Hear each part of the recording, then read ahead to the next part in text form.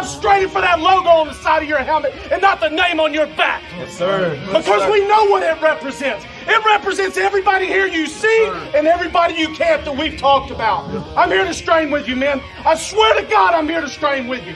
Let's go. Everything you got, strain with everything you got. Let's go. Bills on 3. 1, 2, 3. Bills.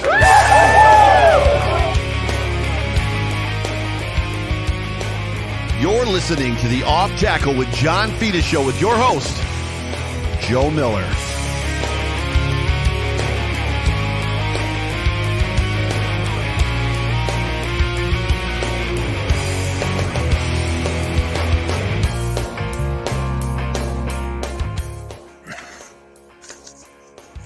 Howdy, welcome into the Off Tackle. I'm talking about straight.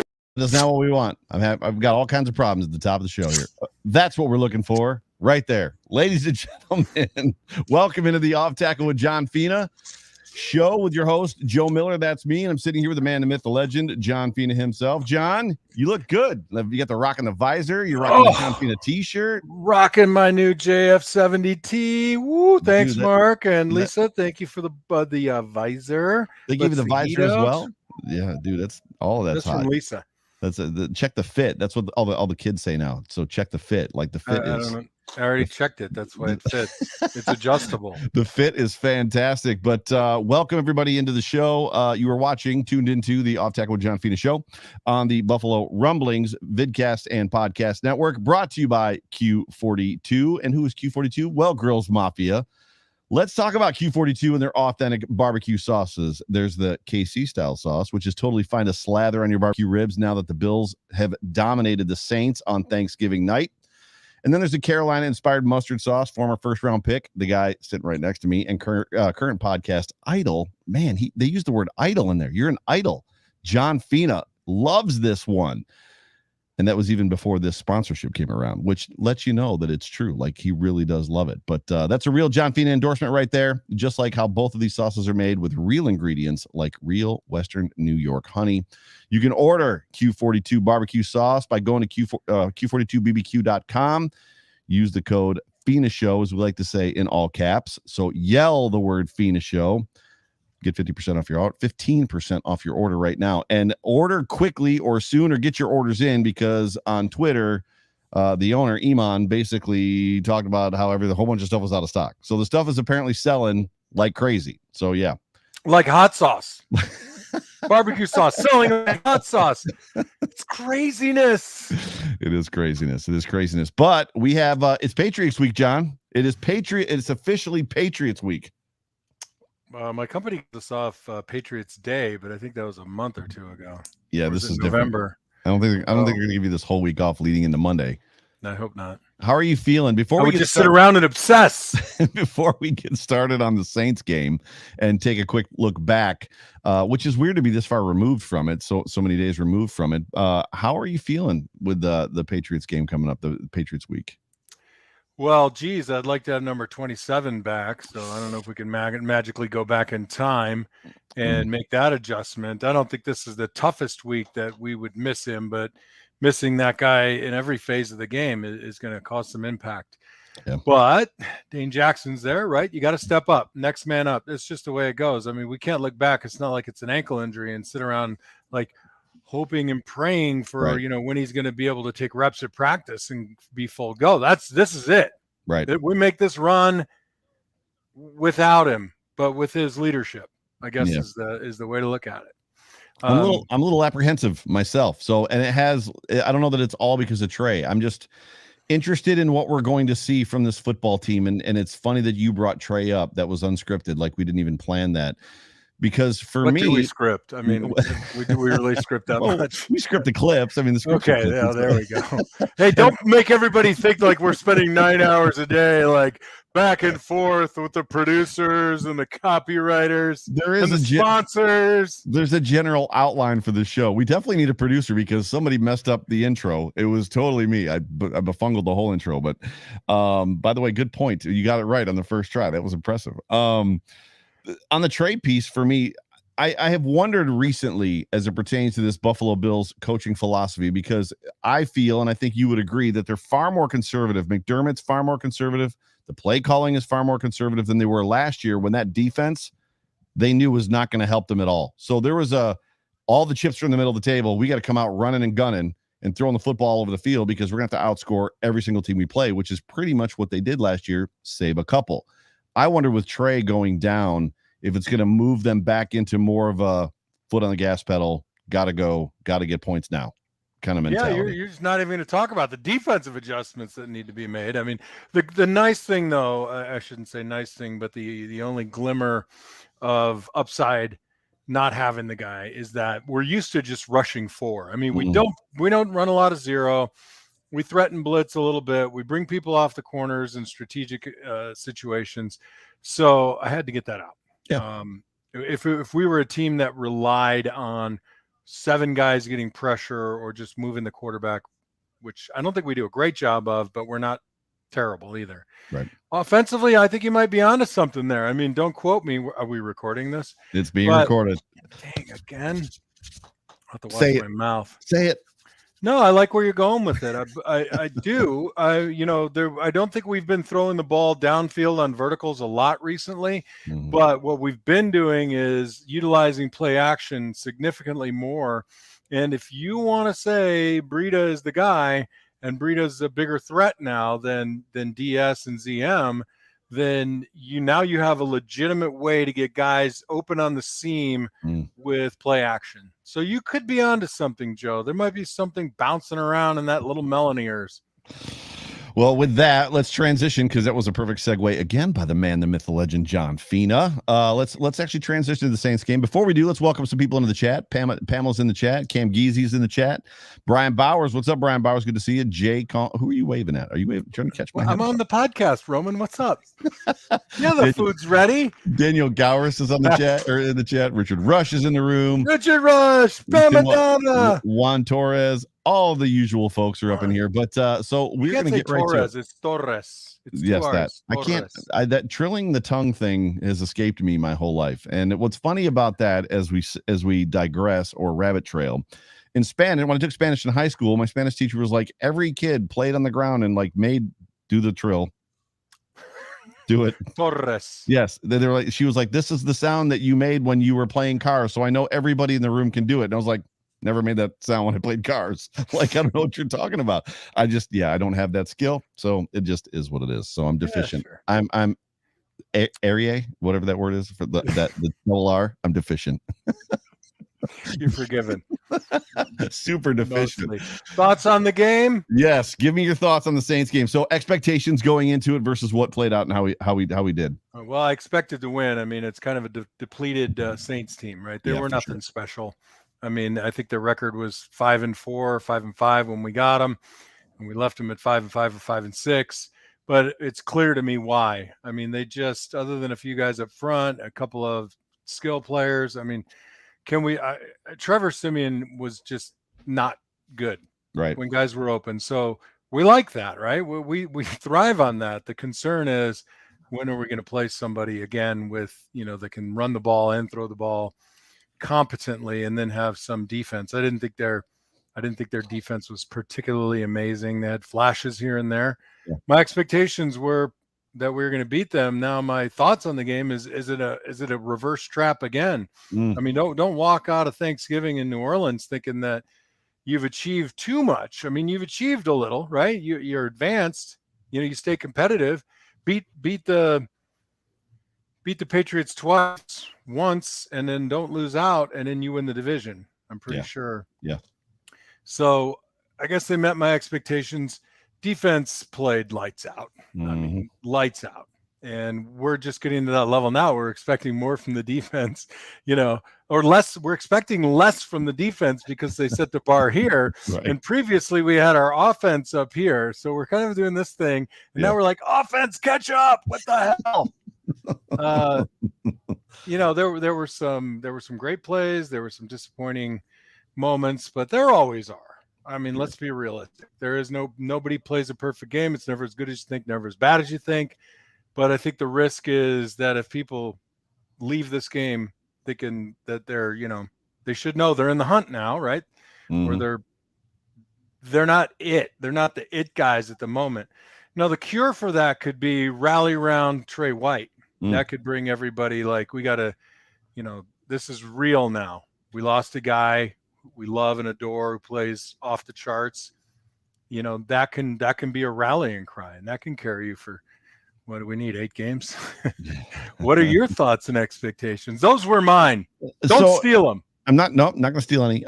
So for me, coming into this game, obviously no running backs. They didn't have a quarterback. Winston's out. They didn't have a tight end. They didn't have a wide receiver that anybody could really name.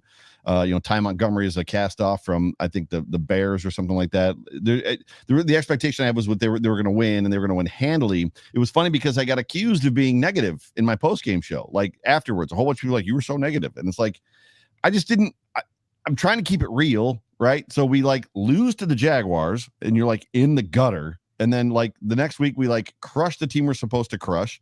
And then we get destroyed by the Colts, and the defense doesn't show up. And then all of a sudden, it's like you beat the Saints, like you crushed the Saints, and you're supposed to. Jets, right? The Jets were the second high, and it just turned into I didn't want to come out like Super Bowl in my post game show because it was more of a let's just pump the brakes. That team is not good. Like the team they played is not good. But what's interesting about that is I think some of that comes down to my expectations as well, and I wonder if my expectations need to change because I came into this season expecting last year's offense, the 2020 offense, and I was expecting the defense to return to form. The defense did. And I think my expectation was met there, right? And you were talking about offense, defense, and I think my expectation for the offense was going to be there, and it just hasn't. So there's a great deal of, like, I'm not let down. I'm just not sure what I'm going to get week to week. And I feel like this team can perform both sides of the ball like at an insane level and just steamroll people, and we're not really getting it. Now, football's hard. You know that. It's a week-to-week game. It's a year-to-year game, and there's no guarantees. Obviously, there's another – they always say it, the other guys on the other side of the field are getting – or on the other side of the ball are getting paid to play too. So, and they're trying to stop you. And the Bills, we've talked about it, are the marked team. Everybody wants to beat them. So, for me, I think I have to do better about my expectations going into the games, so that my reaction and my emotional state after the game is a little bit more in line with what we watched. Does that make sense at all? It does. I just want to bring up that you're generally a relatively negative person anyway, so I don't know why anybody would want to go on your podcast and expect sunshine and roses. No, I think you're spot on, and I think if there isn't a dose of sobriety for everyone in the Bills Mafia at this point in time, then you're, what do they say? You're either whistling past the graveyard or you never wanted to believe at all. Right. So I like, regression to the mean, right? So we're kind of like, it's like gambling. You win a few hands of blackjack. You don't want to celebrate too much because, they keep the lights on somehow, right? You're going to give a little bit back. Right. So as long as you're not too far in either direction. Right. But it was great. It was great to see that defense play the way that it did. I'm anxious to see Dane Jackson play. I've been, as you know, since last year, screaming for Dane Jackson. Am I a little concerned about having, an undrafted rookie free agent who came to the Bills in Levi Wallace playing, who's been a 2-year starter, and then a 7th round corner as our 2 starting corners? Makes me a little nervous, but I'm excited to see what they bring. I'm excited to see what they do. I'm excited to see if the defensive philosophy changes with pressure. If they do try to start throwing some blitzes in there to kind of speed up the quarterback a little bit. So I think going forward, it'll be interesting to see kind of how the defense plays and how we scheme things. I don't think they're going to move off the nickel 4-2. They're going to stay in that. That's just who they are, right? So, and Taron Johnson is not moving to the boundary. A lot of people were talking about that and have been for the last couple of days. Why don't they just move Taron Johnson into Trey's spot? It's like Taron Johnson is not a boundary cornerback. He's not an outside corner, so that's not going to happen. But so those are pretty much my expectations. Good. What about the good from this football game for you? What did you like as far as what you saw, other than the defense, which we kind of already hammered a little bit? Yeah, I think it's good that the special teams don't kill you. Marquez Stevenson didn't really flash. He didn't flash, but he didn't hurt us. Right. He did drop the ball. Sorry, am I shouting? No, you're not. He did drop the ball, but he definitely did not. I mean, there wasn't I don't think he got an opportunity. He didn't really get a kickoff. He's a kickoff return specialist. He's not a punt return specialist. He didn't do that in college. He didn't. It wasn't bad. It wasn't anything to write. It wasn't like, oh my God, we found the guy. Like, it wasn't that, right? The good for me, I'll start with the good. Vernon Butler scratched, Zach Moss scratched, and who am I missing?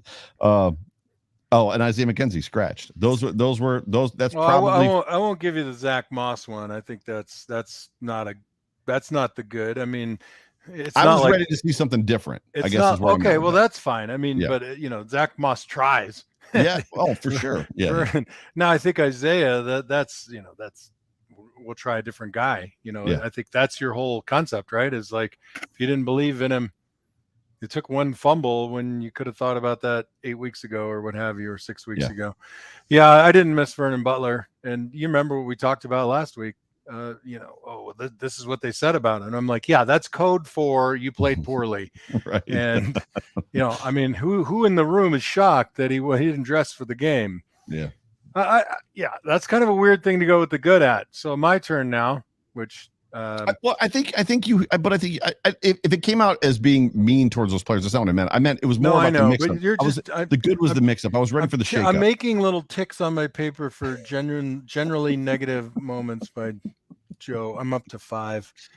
There's a 5 right there. What do I win if I get the 10? Do I win something? You don't get nothing. You get to pay $50 and pick up the garbage. Rock and roll. All right. I mean, the defense was solid. I mean, Solid. I'll tell you, you just got to continue to look at Big 91 Ed and just say, wow, he's delivering now, right? Mm-hmm. And maybe because you don't have Star for the past few weeks, maybe the belief is strong enough. It's strong in this one. I loved how Tremaine and Milano were just flying downhill. I mean, they're attacking the line of scrimmage. And we need to do that. We need to stop the run, and secondary almost kind of ghosted us, so they didn't do anything terrible. I mean, one guy got away from Levi and like a 14-yard gain or what have you. But I mean, is our expectation that no offense will gain a single yard against us? So no, and I think they performed incredibly well. I think our receiving core was quite good. Yeah, very good. I think Josh was good. Actually, I think Josh was very good. Both the interceptions really weren't on him. The one was kind of a shared little miscommunication between he and Stefan, who's going to go, or was it Sanders or Stefan? Stefan Diggs. Yeah, I mean, he threw it to where he thought he was going to go, and he went the other way. And happens. Happens. So by and large, and I thought the offensive line played fairly well. There's still some things that I would kind of say that Cody Ford, if he's going to be in there long term, he's got to get better on the backside. There's no real giddy up. And, Dion had probably 2.5 plays that he'd probably want to have back. Not probably, that he certainly wants to have back. Somebody found it. Somebody got your movie quote. Thank you. It's not a movie. It's a song. Oh, sorry. My bad. I thought it was a movie quote. Arlo Guthrie. You can get anything you want at Alice's restaurant. Damn, I'm old. You're older than me. We'll just leave it at that. That's a negative. You said you're old. I didn't say it. So yes, I love what I'm seeing out of Ed Oliver. Like, this dude is just answering the bell. And what's funny about him answering the bell is he's doing it when Star's not in as well. Like, he played like a freaking man with his hair on fire in that football game.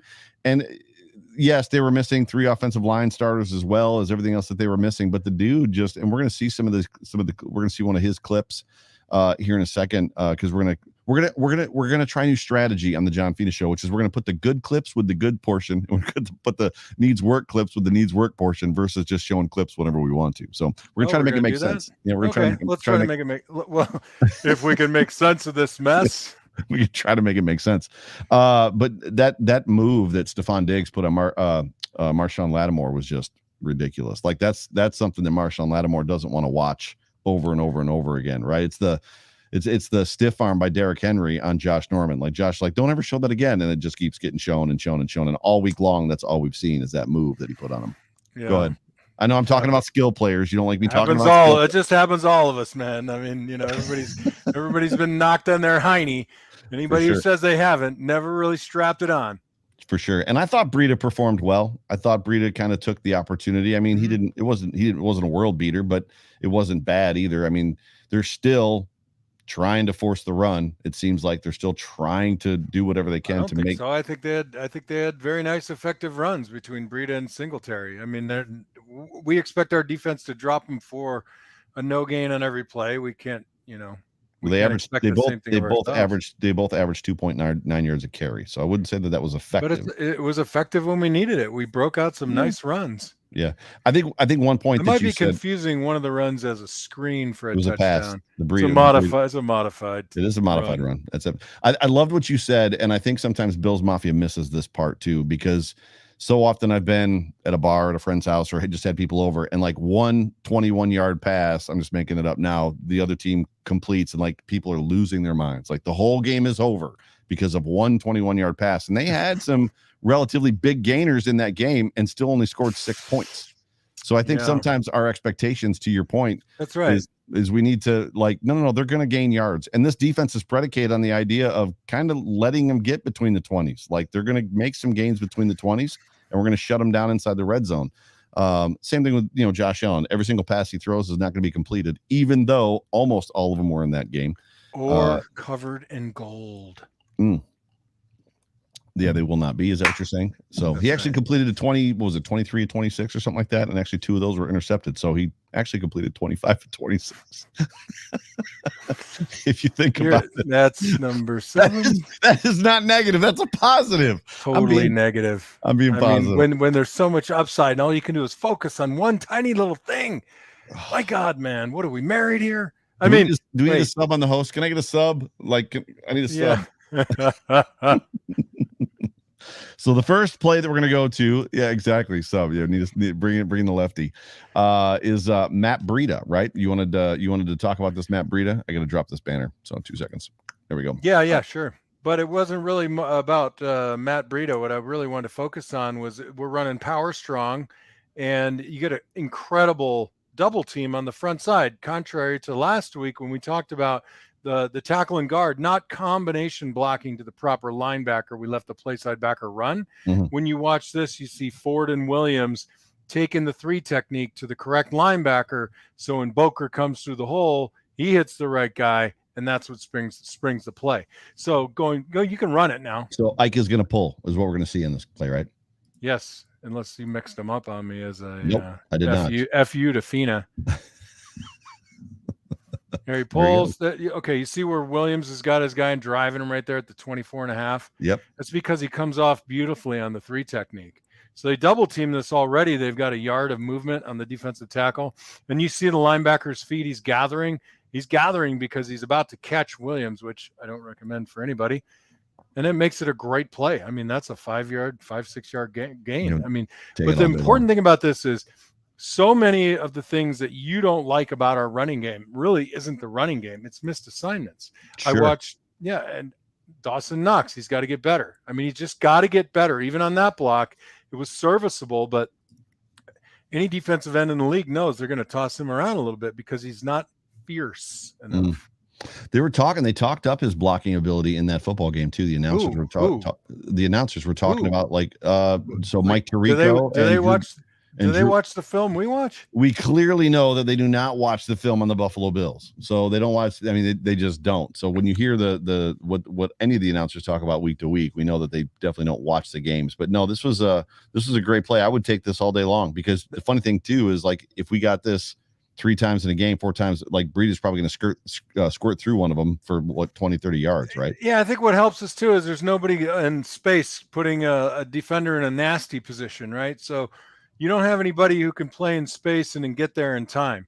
And what they didn't roll a safety down, so they got that corner, the slot corner, walked off considerably. So he's not kind of playing in that nasty position where he can be on run support and the linebackers can cheat over a little bit. So I think that was pretty much because the Saints don't have a lot of confidence in their secondary, right? So they're going to run that 2 deep, and it's going to be zone, and it's going to be, running for the taking.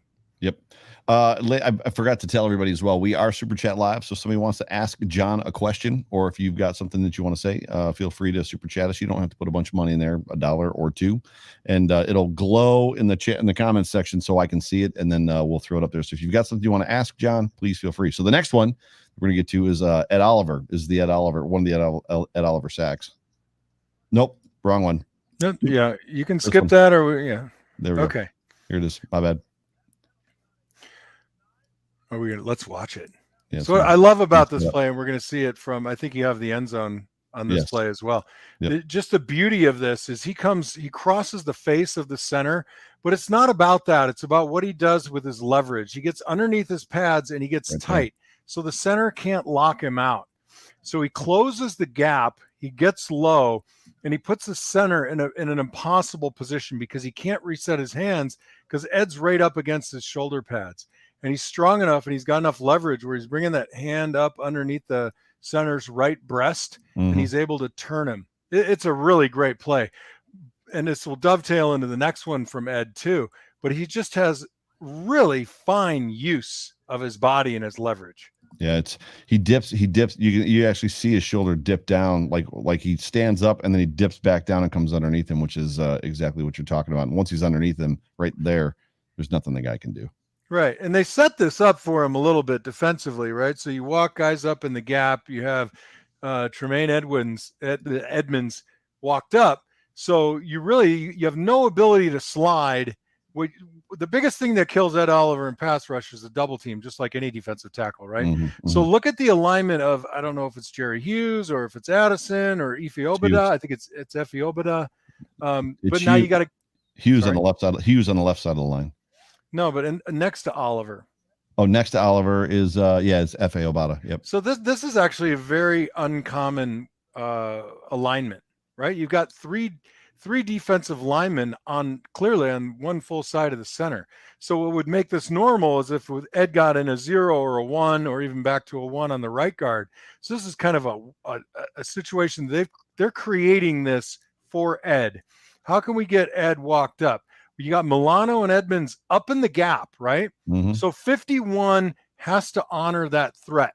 He's going to get sugared because one or both of them drop. But what that does is it prevents the left guard from helping the center, and it's a one-on-one. It's a really cool defensive alignment. You've used that term before, and I love it. Tell everybody again what being sugared means if you're an offensive lineman.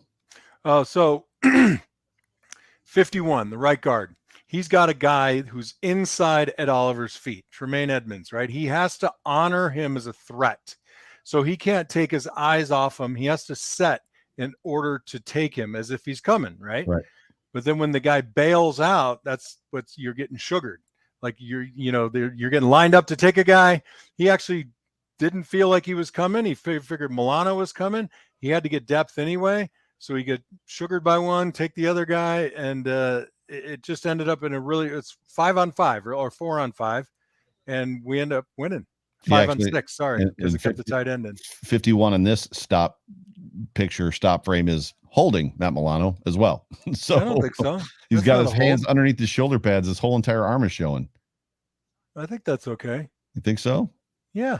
Gotcha. I thought they had to stay inside the shoulders. They couldn't be underneath the shoulder pads like that. Like he's way up. No, that's actually, I would step on babies and octogenarians to get a hold of a guy like that. If you can get your hands in their armpits right there and your thumbs on the outside. He's not in his armpits. He's underneath the shoulder pad above his shoulder, like pushing his shoulder pad into his face. I'm good with that too. I'm going to coach that up. I'll call a kid in here. I don't have the next Ed Oliver play. So do you want to just talk about that next one that you said it flowed into from there? Yeah, basically what we look at, what makes offensive linemen crazy is when a guy comes and his first move doesn't work and then he quits and just kind of leans on you, right? You see that the push of death, where a defensive tackle just like leans up against a guy and you're at home going, "What? He's not doing anything." Well, he's not. Right. But I think it was Ed's pressure, which turned into a sack for Bryant. He did it, or no, that was Addison getting Bryant the sack or what have you. But basically, Ed comes up with a pressure because his first move is stymied. But what he ends up doing is working the left guard by getting his hands reset and pressuring the guard's hands again. That ends in the end zone. Look at that, was just beautiful. The whole point is like if a guy starts and stops, you're an offensive lineman's dream. If you're a guy that has a motor who can have a second move when you're stopped, those guys are just beasts. And he did it. It was great because the reason I love the clip is it caught it on camera and you see Ed Oliver's beat and then he brings his right hand up and he swats the left hand and he moves his left hand underneath the left arm of the left guard. It was really cool. So Pamela's actually got a super chat. Pamela, thank you so much for being a part of the show and asking John a question. And she says, Fina. And then she says, sorry, I always have to yell his name. I'm getting ahead, but who will replace Trey, and how will Trey not playing affect our defense next week? Cheers. So that's a loaded one. I'll let you cheers. Pamela. She always shouts. I'm surprised it's not in all caps, underlined and bold-faced. Honestly, I think this defense right now, the way they're playing, they're as poised as any defense to plug and play a guy, especially a guy that has what we think is pretty darn good talent, right? Dane Jackson. I mean, he's shown that he can play football. Now it's just there's got to be enough pressure on him to know that he's ostensibly the man. He's the man in the game. And then, but enough, I guess, intellect by Leslie Frazier to understand where and when we can give him help. Just not help like he needs help, but this help of kind of grooving your way into it. The first time, it's not the first time you go out on the field, but I mean, he's going to play the whole damn game, likely, if he performs well. So they got to provide him a little bit of cover. I'm not quite sure how they're going to do that. Whether they'll play him to the field or the boundary, or whether they're going to put Milano dedicated on his side, drop into space, or Tremaine. Tremaine would probably be the guy. He's got a little bit more range, and Milano's a little bit better rusher. So it will, if it's ignored, I'll be bothered, right? I mean, we'll never be privy to it unless in the event that he's exposed and left on an island. So they got to provide a little air cover. Defensive backs, air cover.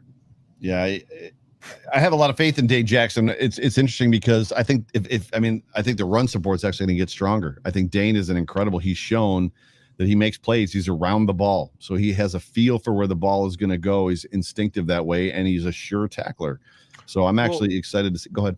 Make no mistake. They're not going to attack him for his ability. They're just going to attack him in his confidence. Right. That's all they're trying to do. Right. I mean, we like to say we don't think he'd be on the team if he didn't have the skill, but I know where you go with that. Me, I'm not going. I'm staying positive. That's number I'm 8. staying positive, sir. Positive. That was a nod of acknowledgement.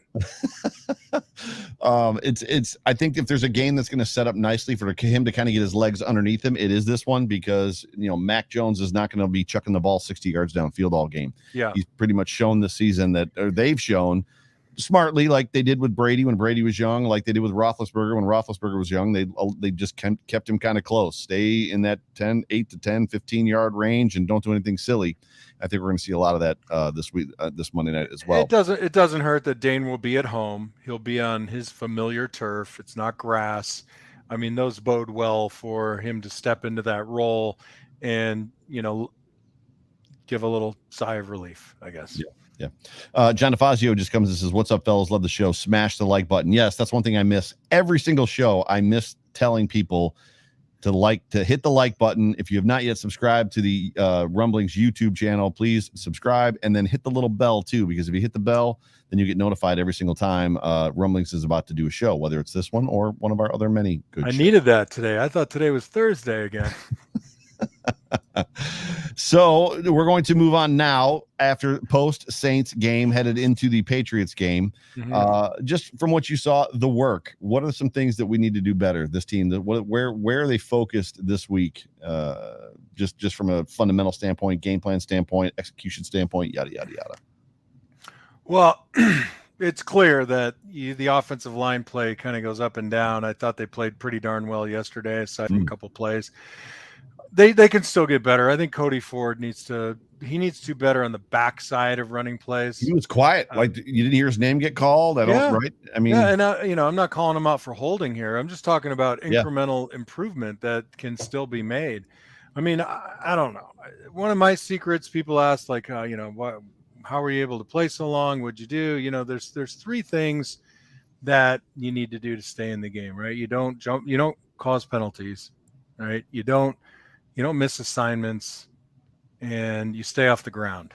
Yeah. Those are the things you got to do. And, what helped me with a lot of that was jumping rope as far as staying off the ground. I used to jump rope every day. Wow. And I look at some of these guys and I you could still be big and just jump rope for a little while, because I think there's some fast twitch stuff that needs to be improved on. Like on the snap of the ball, when you need to gain ground, our offensive linemen they need to have a little quicker first step. And that's just my way of looking at it. Mostly the right guard and left tackle, in my tiny little opinion. What else needs work? Shoot, I'd still like to have my tight ends and my receivers block a little bit better. There was a poor block by Gabe Davis. I have it in my notes somewhere over here. Gabe and Knox on the same play. The defense will have to get better just vis-a-vis having a hole. Right. And, I don't think Josh thinks ever that he's plateaued, so he's going to be working on it. Right. And the running game needs to get better. To your point, and we'll go to a clip. Let me drop this needs work banner. We'll go to a clip here, but it's it's the 5th clip, I believe, is what I got. Yep, the 5th clip. Just on that confusion piece, which is this one right here, which you watch Dion, like the end comes out and he races towards Breida, who's rushing to the flat, and Dion basically sees that he releases him right to Breida. And then he cuts back inside to pick up and chip that guy. Meanwhile, Breida's out there, and then N just darts for Allen. And I guess for me, the question, because when we as fans see this play, my guess is we're blaming Deion Dawkins. That's Deion's guy. Let him go. Another bad rep by Deion Dawkins. You know what I'm saying? But when they're in the film room after this, like it wasn't on Friday. They gave him Friday off. But when they hit the film room with the team, what is the conversation around that play right there? Because it almost got one of them got sugared, to your point, right? Well, Deion never should have done this. He never should have left that guy. I mean, for the first rule of offensive linemen, and that is fat guys like it easy. So this guy basically takes himself out of the play, and now you're going to look to work, right? He's turning and looking to work. You got it easy right now, and you're trying to find trouble.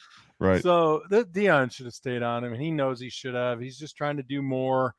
Another split second, half a second, quarter second, he would have realized that he's not going to follow the running back.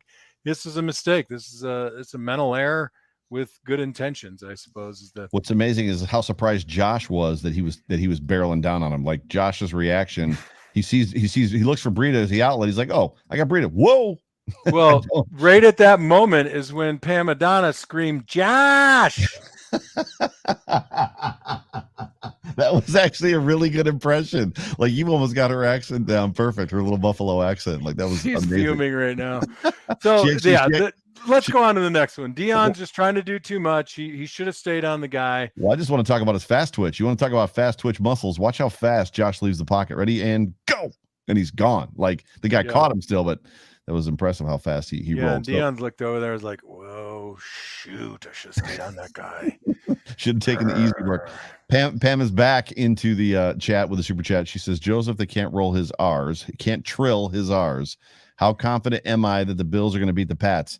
I'm cautiously optimistic. I think as a percentage, 65-35. Ooh. So anytime you're playing Belichick and a Belichick coach team, he's going to bring something. Now, the thing that I like about this football game is Josh Allen has played that defense and played Belichick, I think 5 or 6 times. So that puts us in a situation where he's got some familiarity, and the monkey's off the back. He's also beaten that defense a couple times. So if they can protect. If they can protect. If you're Belichick's defense, what are you going after? You're going after the pass protection. Yes, but Belichick also knows, going back to last year when he torched him in Foxborough, that you can't blitz Josh Allen. If you blitz him, he's going to beat you. So they can't bring too many guys. Everything okay? Yeah. Can't blitz Josh Allen. He's going to do it. He's going to find a way. In fact, that alignment that we saw earlier with Ed Oliver stacked on the same side as the other 2 defensive linemen, as soon as I saw that, I was like, "Oh, Belichick, where you been?" The concerns that I have in this football game is Belichick is going to do what he can to put 200 rushing yards on this football team. So he's going to run the ball like crazy. Who the Bills decide, what they decide if they choose to stop the run or they choose to stop Mac Jones? I don't know. We'll find out. But Belichick is gonna, right? He's gonna run the ball hard. And then there's an aspect of overconfidence that I don't want to see from the Bills. And that's because, little known fact, the Titans rushed for like 240 or 250 yards against them this past weekend. They got ran by the Patriots, but they ran. But they had 3 fumbles, right? Yeah, but they ran the ball all over them. And my fear is that the Bills are going to come in and be like, we can do that too. And it's like, no, we can't. Well, if they do, I'm going to pull up episode, whatever this is, minute 41. There's always a chance. Does that mean you can't abandon it? Does that mean being a negative again? So I didn't say abandon it. I don't want to see 35 rushing attempts, I guess. And that's number 4 on that list. You're up to 9. I need to get you a little ding, like a little bell, ding. Maybe. No, it'd be more like a whoopee cushion. If you can ring a bell, maybe it'll stop me from doing, I guess, I suppose. But so the next one is you want to talk about Tremaine Edmonds real quick, and I got to back this thing up. So. Boink. Yeah, well, that was actually the best spot to start it from at the end of the play, because I love Tremaine, and I'm not a Tremaine denier. That's hilarious. But what I would like to see him do here is just accelerate and go for it, and go for the tackle rate instead of doing what he's doing. Be like the guy that covers the punts, first one down, take a shot. Because at the end of the play, right here, so he basically gets 7 yards on Tremaine because he just sets his feet. And you got 3 defenders behind him that are going to come up for support, who probably, if you slow him up for a step by going after him with the ranginess that he has, maybe he doesn't get the first down. Does it matter in this game? No. That's probably matter in a later game, perhaps. That's probably the next phase of maturation for Tremaine, is to just trust and run through that guy, right? Just blow him up, which is what we see Jordan Poyer do. Mm-hmm. Jordan Poyer just sees a guy, targets his hips, and just runs through him, right? Agreed. Anyway, not to pick on Tremaine, because I think he's awesome. Well, I love your point, though. I love your point about the fact that, if he runs through him, and even if he misses and gets juked out of his sneakers, there's 3 guys behind him that can pick up the slack. Jeez, Joe, at least someone's trying to bring value to the show. I'm telling you. No, I thought it was. I was like, okay, I'm watching this tape. What can I say about the defense that needs work? And there's nothing needs work. But I thought, here's an interesting play that most people would just, whatever. He ran for 7 yards, and I'm trying to look at things a little bit more provocatively, just to bring you along a little, Joe. Well, I appreciate that. I've learned a lot from you. So, this is that's the Edmund there. That's the. Oh, that's it. That was Ed Oliver.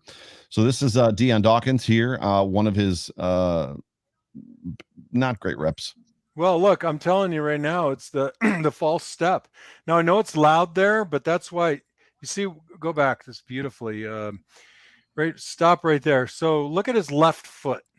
Right. So that left foot either has to pat in space or it has to go backward. I was a fan of going back and getting a set. So what happens is you might be a little late off the ball because it's loud. That happens. But if you've done 10,000 of these the way that I teach it, then that foot's going back. So what happens, you take a false step, then you're moving your right foot and you're pretty much discombobulated. The left hand is down. The right hand is down. There's no chance to strike with the left because he's open, but his right doesn't really strike at places. So he really never affects the trajectory of Granderson's rush, who, by the way, Granderson was not a bad football player. I don't care how young he is. No, so watch their defense is good. Watch the first step, and if you see the second step, it's going to compensate, but what that will cause him to do is turn his shoulders far sooner than he would like. Gotcha. I'll run it. So yeah, his foot goes up, like his foot goes up in the air, up and kind of forward and forward. Yep. So he doesn't have a base under him now, and he doesn't strike. And it's hard. I mean, he's trying to keep his right eyeball on the ball, and then you got to get your eyes to the targeting point. But I think his hands floating around a little bit don't help, and he's got to be a little bit more detailed on that set step. Yeah, dangerous play there. They actually went to Josh's legs twice. I mean, I know he kind of sort of got knocked into him, but he kind of gave up on that too. The defender did, Granderson, and went kind of low. I mean, that's because he got held. If you see it from the end zone, Dawkins grabbed him by the helmet. Oh yeah, Right wow, there. shoulder pad right there. So maybe I guess he's got a horse collar on him. And then the last one, if Still I'm not should have mistaken, flagged it. still should have flagged it. The last one is this one, which I wanted to bring this up because we talked. Oh man, it was early. It was probably the first or second game of the season, and you had made the comment about striking with their hands. Or was it when you were here? It may have been the Washington game when you were here and we were talking just about, because Washington game was what, the third game of the season? I think it was when you were here. And you had just said that it's important, even no matter what the offensive lineman does, regardless of what he sees, he's got to strike. He can't let them, because that was back when the guys were getting into their bodies, if you remember. Mm-hmm. They were letting the defenders into their bodies.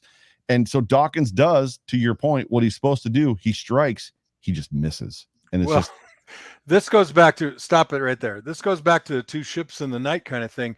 Typically, when you see an or defensive lineman run a single stunt, where he's going from a C gap to a B gap or B to an A gap, they typically gain ground, and that means advance into the backfield as they're doing it. So think of more here like a 45 or a 30-degree angle aiming toward Boetker. But what he actually does here, he goes flat. It's almost 90 degrees, and he's off the ball. Maybe not. Maybe just a little bit. So this, this is unfortunate. This has happened to me once at least, where it just takes one step. But because Granderson is so flat, he can't get anything on him, and it just kind of sucks. That's why that measured step is so important. And I think actually his step isn't too bad here. The thing that baffles me a little bit is the hold on the jersey with a guy who's running up the gut at like the quarterback who's best at evading rushers. Might have rather let him go and let Josh, lickety split out of there, throw it downfield or pick up 15 on a run. right. Watch how flat he goes here. See how flat he goes? Yep. And then from the end zone, it's coming up. That's aiming. Look how wide he is. He is really wide, and that's not a huge step by Dawkins. And his second step is actually pretty good. The right foot goes back in the ground, but because Granderson is so flat, it's just a kind of a shitty deal. Now, when you say flat, you mean he's working perfectly parallel across the line of scrimmage, correct? Yeah. I'm saying that Granderson is going flat rather than toward Doc. He's not pressing the shoulder. He's going to get into the gap. If he were coming at Dawkins' right shoulder, he probably would have had him. Mm-hmm. At least more gooder than this. More gooder. I love that he tried to strike. I love that he did what he was supposed to do. He tried to strike and just missed him. And it's just one of those. It's one of those times. It's just but look, had he not held him, Josh kicked away. We'd have been in good shape. Yeah. Well, other than it was an incomplete pass. Josh threw it on a line 50 yards downfield. But yeah. He wouldn't have thrown it. He would have run it. I'm revising history. Fake news. Fake news. Just like our tight end is the best blocking machine ever. Great guy, but he needs work. So there's fake news broadcasters. There's your strike. Just totally misses on him. It's but look how flat he is. It's crazy. Yeah. It's almost a block in the back. They could have thrown a flag on it for a block in the back on that play. I used to call that clipping. Remember? Yes, I do. Clipping. I do remember that. How many times did you do that, John? How many times did you clip somebody? That I got caught or did perform the act of. Touche. We'll move on from that one. Was there anything else in this game that you felt was, maybe something they're gonna have to work on? For me, there's a lot of. I think what maybe we just missed it last year. Maybe Josh made up for it. Maybe we don't know the truth. It seems like there's a lot of missed assignments this year. Like the screenplay that Josh recovered amazingly, but because it was a screenplay set up to Josh's left, he rolls out. The entire offensive line goes that way. It was beautiful, and probably the best setup screenplay they've done all year.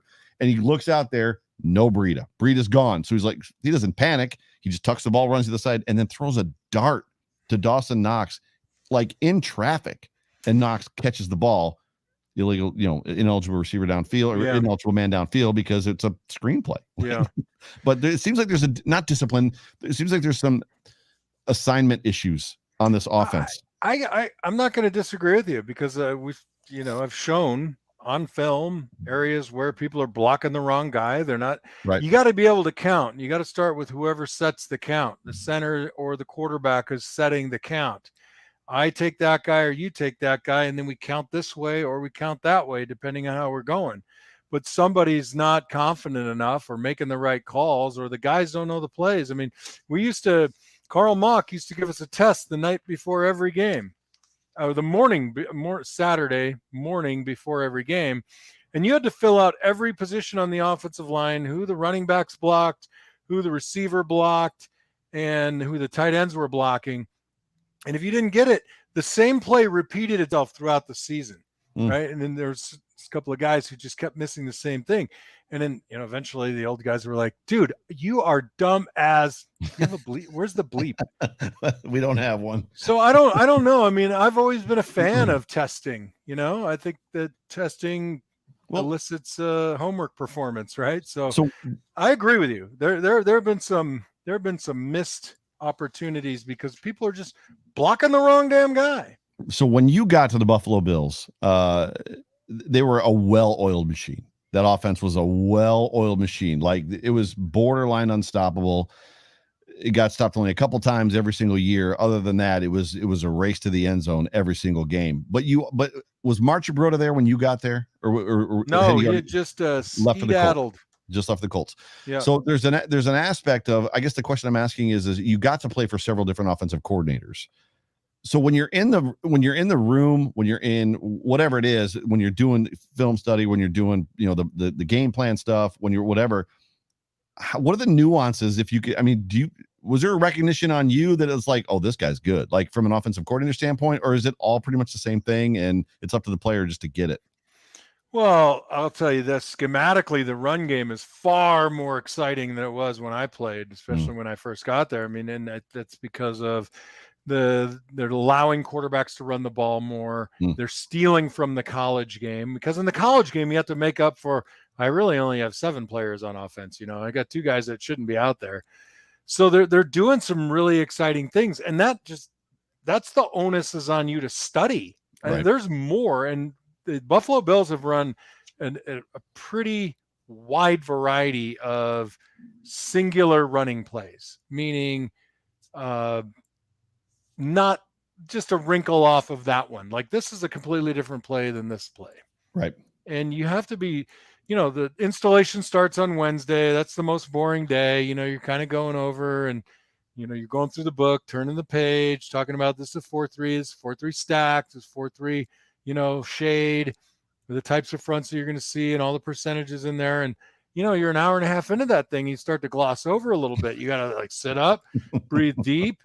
But more importantly, I mean, I don't know how the coach is testing their knowledge at any position. I'm not just calling out the offensive line. I just see it more because I don't know anything about secondary play. Shh, don't tell anybody. I would say that. I'll use it against you later, but yeah. I would agree. Oh, I'd take one of your minuses off and give it to me. John DeFazio, Super Chat, says, I wonder, and I'm going to have a question for you after I read this. I wonder if we could implement into our game plan more Redskin or student body run plays with Breida to get that outside. Can you please explain to us, John, what Redskin or student body run plays are? I'm assuming that Redskin harkens back to the Hog days when they used to pitch and run out there quite a bit. I don't know. I've never heard that expression. I thought he was talking about potatoes. I love those waxy potatoes with corned beef in March. What's amazing about pitch outs is they've actually run some pitch outs. They ran a couple in the Saints game, and the Bills have prolifically not been a pitch out team ever. And they ran the same play that Breida ran to the left and had a very nice gain. And then later in the game, they ran it to the right, -1, -2. He's clarifying, saying pull the guard and the tackle, not just the guard. Yeah, well, sometimes you get a variation of it. Now you're seeing a guard and a tackle go. I'm sorry, a tackle and a center go. Sometimes it's a guard and a center, a guard and a guard. And that's all based on alignment. And that's just – and so that can be challenging, right? Because you are going to pull the guy based on the defensive alignment in front of you. You want to get both guys out, so you're down block, and there's communication issues. So that's not an easy play if you run it against a defense that has multiple fronts out of their 4-2. Gotcha. So, yeah, thanks, by the way. I know what he meant, but we're getting as much of it in the past 3 weeks, I think, as we'll get all season. I don't think it can be the focus And it might have been a little bit more focus in this game because they felt as if the Saints were a little softer on the edges than they were in the middle. Gotcha. So looking ahead officially now to the Patriots game, we got a couple minutes left in the show. What are your expectations? I was already asked, am I confident that the Bills can beat them? I said 65-35. What are your expectations? Where's your confidence level with the Patriots coming into Buffalo Monday night? It's going to be cold. The wind should not be a factor. Looks like there's going to be some flurries, but home crowd, right? Belichick coming in here, evil empire. So I always go with my jersey number, 70-30. Yeah, 70-30. I like it. It's not really what I believe, but anytime I can throw the 70 out there, I think it's a little higher than that. Josh Allen's drops were better. He's got to continue to stay diligent about that. I love the downhill linebackers just flying up in there. It's been great. Knox's blocking has to get better. I saw Bates come in and then go out. I don't know what that means. Who knows? Do we get Star Latulele back? Do we get Spencer Brown? The reports are, I believe McDermott said that Star is feeling well, and there has been no report on Spencer Brown at all. So the only thing that I've heard is speculation that he was at the facility the day that he tested positive, and so they're assuming that he wasn't showing symptoms. So, but there has been no real conversation about Spencer Brown at all. So how about this real quick? Darrell Williams was a stalwart last year as the right tackle. I said many times he was the unsung hero of the offense. Like, just went out there, did his job, like just owned people to the point of owning TJ Watt at one point in that Steelers game. Why all of a sudden is he struggling when he gets out at right tackle? Is it the guy next to him? Like, what is going on there? I don't think he's struggling that much, frankly. I mean, I think he's doing a pretty damn good job. There's a perception that he's struggling. Well, I mean, one lineman bad, all linemen bad. Yeah, it's a good point. Morse is playing well. I mean, it just gets highlighted, I think, mostly because our expectations are extraordinarily high, too. And we're got the target on our back. Darrell did play extremely well last year. I don't think he's playing poorly by any stretch. I don't think he's really even struggling. Everybody has a bad game every now and again, but I don't think he's had – I mean, I thought this game was actually particularly good for him. And everybody except for a few bad plays by my man Dion. I heard on the local radio station here in town today that they were very excited to get Spencer Brown back because they want him versus Matthew Judon versus Darrell Williams. And I was like, I don't know. Like, I don't know that I want the rookie on like the best defensive end in football right now. I think I might want the vet.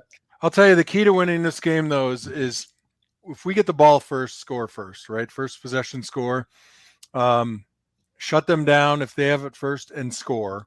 And then same thing for the third quarter. I think that just bodes incredibly well for us. A designed run for Josh when we have the ball, a smart designed run. He slides to the ground, which he's been doing a pretty damn good job of recently.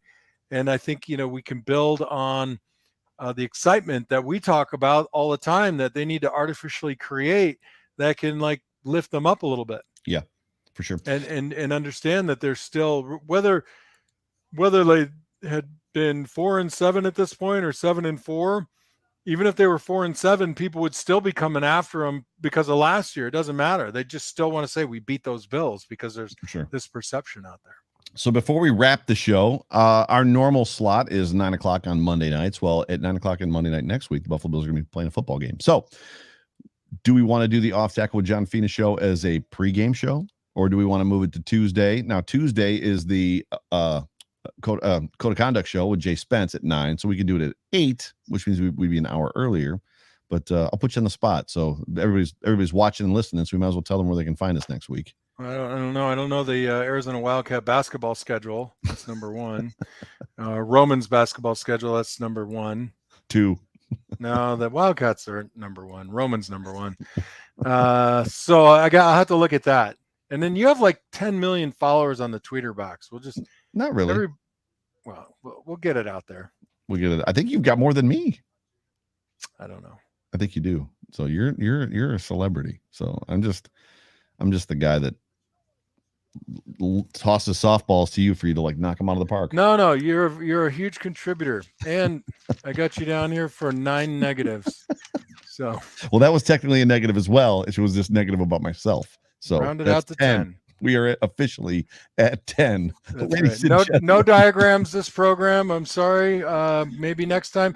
I'm still waiting for our listeners to like send in a play, that they want analyzed. So everybody out there listening, if you see a play, just send out the quarter and the time on the clock at the snap, and we'll have a look at it. Bring it in. If you super chat it, we'll throw it up there, and we'll see what we can do. Here we go. Before I let you go, John DeFazio says, love the show, fellas, and film breakdown. Miss you, Fina in Buffalo. Maybe you can come back and coach someday. Tiny white football, baby. Have you ever thought about, I know you do some coaching at the high school level, like as far as that help. We've talked about that, I think, off the air. Have you thought about coaching? No. No, not at all. Too much. I have, but it's just, too demanding. Uh-oh, did we lose him? I think we just lost John Fina. He looks good. There. Oh, you're back. You're back. Did we lose you, or were you just drinking beer the whole time? No, you lost me. No, you have to be willing to move. Everybody gets fired, right? So that's a good point. You go to the Buffalo Bills and you're there for 3 to 5 years. If you're lucky, 7 to 10. Right. But man, as soon as that runs up, you're on, working the job market again, and you're living in another city again. So if you like to plant roots, it's not really the job for you. So Pam is making us stick around longer. Pam with one more super chat before we roll out of here. Fina and Joe, what do we need to do to win next Monday? I think you answered this question. Did you? Yeah, no, I get it. But Pam wants a little recap, and she always yells at me, so I have to do what she says. We definitely have to protect the passer. Yes. More Gooderer than we've done in a long time. And it's not because they're super fantastic. It's this division rivalry, right? They're going to get up and go at each other's throats. So we have to protect the passer. We have to stop the run. You do those two things and don't turn the ball over, and we win. That's it. Gotcha. And I'm going to do my best. Things. Sorry. 1, 2, 3. And I'm going to do my best to not be negative after that football game, regardless of what happens. I'm going to try to bring some positivity. So, Pam, you heard it. He's going to try. But so that show will air. The Overreaction post game show will air right after the Monday Night Football game, and we are TBD, to be determined, when this show is going to air next week. But we will get it to you, whether it's on Monday night before the game, or I guess it would have to be earlier than 8. We would have to come on at 7 to do a pregame show. We have to come on at 7 on Monday.